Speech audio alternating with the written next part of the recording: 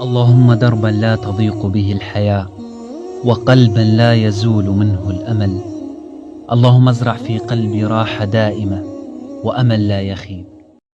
اللهم صل وسلم وبارك على سيدنا محمد وعلى آله وأصحابه أجمعين.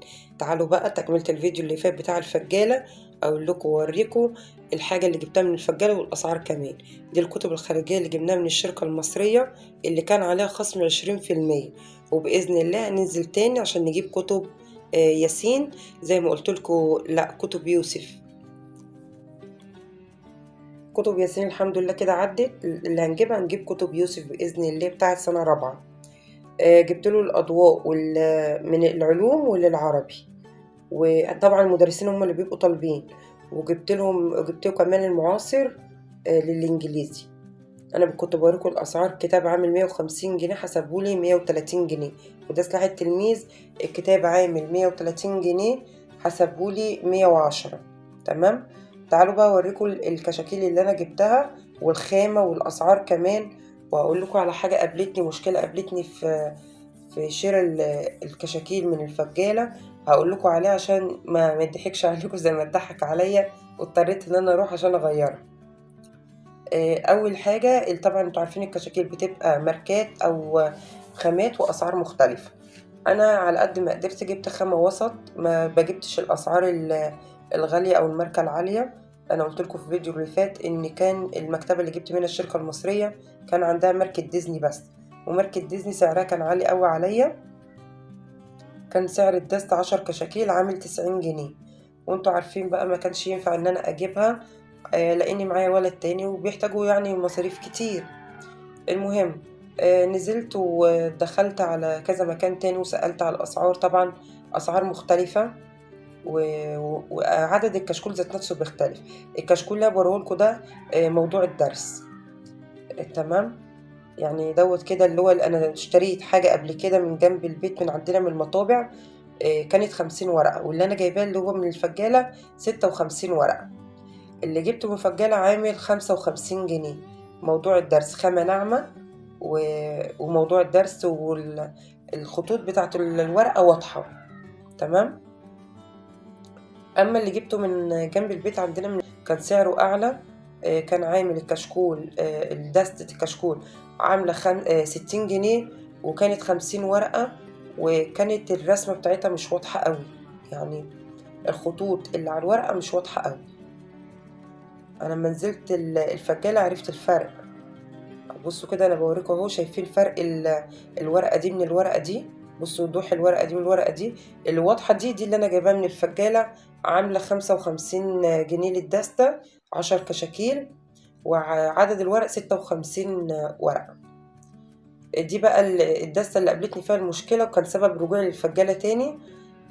طبعا لما بقول له وريني وكده بيفتح لي الكيس بيطلع لي منه واحد بس بشوفه، وبعد كده بيبتدي يعد لي الدستة اللي انا عايزاه. اداني من ضمنها دستة الدبابيس بتاعتها من ورا جاية على جنب الكشكول، مش جاية عدلة، يعني مش مدبسة صح. وافتح الكشكول من النص، اخر الورق كده من النص، الكشكول بيطلع لوحده. الورق بيطلع من قلب الكشكول لانه مش متدبس صح، والدبوس من جوه مفتوح. اضطريت طبعا انا اروح ارجعها له. وبعد كده اكتشفت حاجة كمان، ان احسن ماركة في الماركات ديت هي ماركة علاء الدين. بيبقى كل كشكول بيبقى ليه ماركة مصنوعة منها او مطبعة صنعوه، يعني فاهمين اقصد ايه.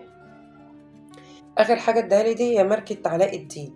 بصوا دي ماركة تانية اللي هي اسمها ايمن حامد. ماشي، شركة ايمن حامد. والماركة اللي هي الكشكول الاحمر دوت اولاد غريب.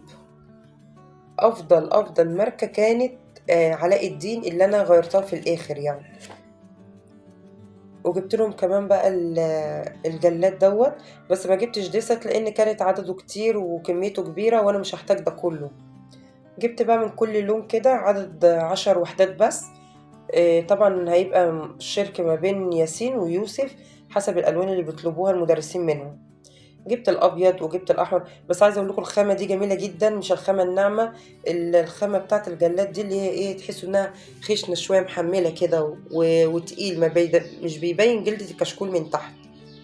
يعني خامته كانت جميله جدا، تحسوا الخامه بتاعتها مخرزه شويه كده. بصراحة شكله جميل. مرضتش اجيب بقى من الاشكال والحاجات دي لان مش سنهم خلاص، هو الجلاد السادة. جبتهم الاحمر والبيج والاخضر والازرق والابيض والاصفر، اكترية الالوان يعني جبتها لهم. جبت كمان التيكت دوت. الورقة الواحدة فيها 10 فروخة، يعني 10 فروخة من التيكت ده. الكيس ده على بعضه كان عامل 20 جنيه. فلما حسبتها لقيتها فيها وفر جامد جدا، يقف الورقة الواحدة ب2 جنيه. طبعا أنا لو هشتري دي من بره مش عمري ما هجيبها بالسعر ده، مش أقل من 5 جنيه. وكمان حواليها الاستيكر الصغنن دوت، يقدر يستفاد بيه في الكشكول لتزيين الكشكول بتاعه. بصراحة عجبني، جبتها لهم دي ب20 جنيه فيها 10 وحدات. جبت لهم كمان الدوسيل الورق لورق الدرس. واحد لياسين وواحد ليوسف. يوسف اختار الأخضر وياسين اختار الأبيض عشان يحطوا في ورق الدرس بتاعهم. الخامة دي كمان محملة عن الخامات اللي هي القديمة. الدوت عامل 5 جنيه. سعر الدوسيه دوت الواحد عامل 5 جنيه. في منه ألوان جميلة جدا. جبت لهم كمان الألوان الفلوماستر دي، قلت لهم أجيب ال12 لون وتلونوا مع بعض، هم مش بيحتاجوها في المدرسة أصلا، يعني العمل الفني ده في المدرسة بطلوا يحتاجوها. جبت لهم خلاص، اتفقوا ان كل واحد يجيب 6 ألوان بس. كان العلبة الواحدة عاملة 10 جنيه. شفتوا بقى شنطة حمزة اللي انا وريتها لكم دي؟ شنطة حمزة دي تقريبا معدية 150 جنيه في الطلبات اللي جواها. جبت لهم دستة الأقلام روتو دي الجديدة، 12 قلم عاملة 25 جنيه. الحاجات دي بقى انا جبتها من مكتبة السهم الذهبي اللي انا وريتها لكم في اخر الفيديو. اول ما تطلعي من محطة المترو هتلاقيها في الوش على طول، مكتبة السهم الذهبي. اسعاره جميلة جدا وحاجته جميلة وافضل من اللي انا شفتها جوه الفجالة. انا جبت لهم كمان دستين اقلام رصاص، دستة 12 قلم عاملة 15 جنيه. وديت دستة الوان جاف برضو ان هم يزينوا بيها كشاكلهم في الدراسة، عاملة 20 جنيه. 12 لون. قلت برضو ده اجيبها واقسموها هما الاتنين. وجبت لهم الكوليكتور دوت ب5 جنيه. البريت دوت عامل 5 جنيه. وبعد كده جبت لهم بقى الاقلام دي برضو ايه اللي زيادة، يعني الوان مختلفة، الاسود والاحمر والاخضر. القلم كان عامل 2 جنيه، لا 2 جنيه ونص. جبت الاربع اقلام دول ب10 جنيه. البريات برضو جبت نوع رخيص ونوع غالي والاتنين كويسين وشغالين. اللي هي الماركة اللي هي الاولانية اللي فوق ديت سعرها الواحدة عاملة 5 جنيه. اما البرية التانية ديت اللي عليها العلامة الحمراء الاتنين ب5 جنيه. والمساطر دي كمان، المساطر السيليكون دي جبتها لهم. المسطرة عاملة 7 ونص، جبت لهم 2. وجبت لهم الاساتيك الجل دي كمان الواحدة عاملة 5 جنيه. اما الاساتيك السوداء التلاتة كانوا ب10 جنيه. حبيت ان انا اشكل يعني ما بين الاسعار، عشان انتوا عارفين اصلا ما بيخلوش حاجة في المدرسة وكله بيضيع في الاخر. وشفتوا بقى في الاساتيك الجديدة ديت، الاستيكة ديت عاملة الواحدة 5 جنيه.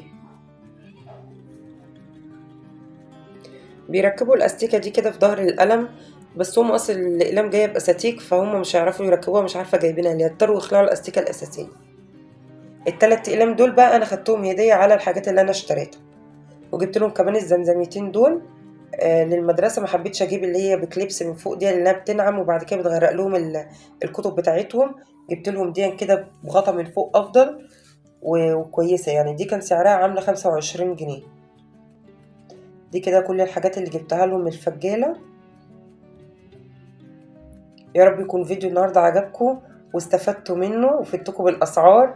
وان شاء الله منزل تاني اجيب حاجه يوسف هوريها لكم. واستنوا بقى بدايه دراسه جديده. كل سنه وانتم طيبين. اشوفكم في فيديو جديد وعلى خير في رعايه الله وحفظه.